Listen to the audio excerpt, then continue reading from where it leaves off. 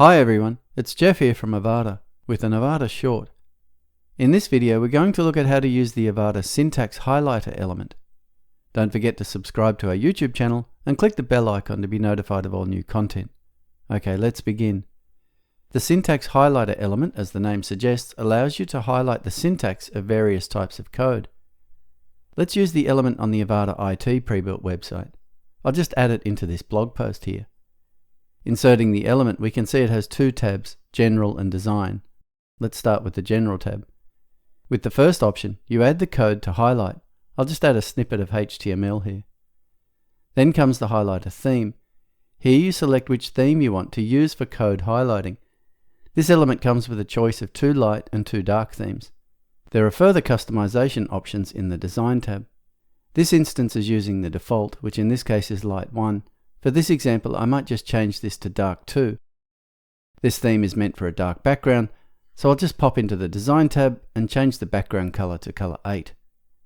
Coming back to the General tab, the next option is Code Language. The element supports a large range of code from HTML and CSS through to JavaScript, PHP and more. As the inputted code is HTML in this example, I will select that. Line numbers is the next option and it's set to default, which in this case is yes.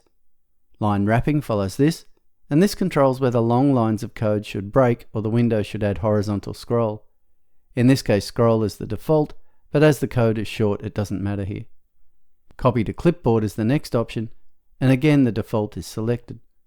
If we mouse over the code window, we see a copy-to-clipboard link at the top right, so clearly the default here is also yes. You can customize the text of that copy link in the next option if needed, perhaps to another language, or just another term, like copy to memory. Under this is the usual element visibility option, which allows you to show or hide the element on various screen sizes, and the CSS class and CSS ID options for further customization with CSS. Let's move on to the Design tab. Font size is the first option here, and in this case the default is 14 pixels. With the next three options you can also control the border size, color and style. This example has a 1 pixel solid border, but here I might just increase that to 10 pixels.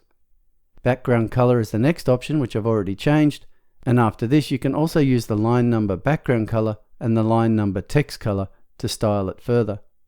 For example, I might just set the line number background color to color 5 and the text color to color 1. Finally, there is a margin field, allowing you to easily control the layout for the element on the page.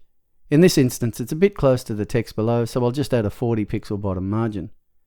Yeah, that looks good. Okay, if you want to display code on your site, look no further than this useful and stylish element. Okay, that's it for this video. If you have any questions or need assistance, please create a support ticket and our team will gladly assist you. As always, we want to thank you for choosing Avada.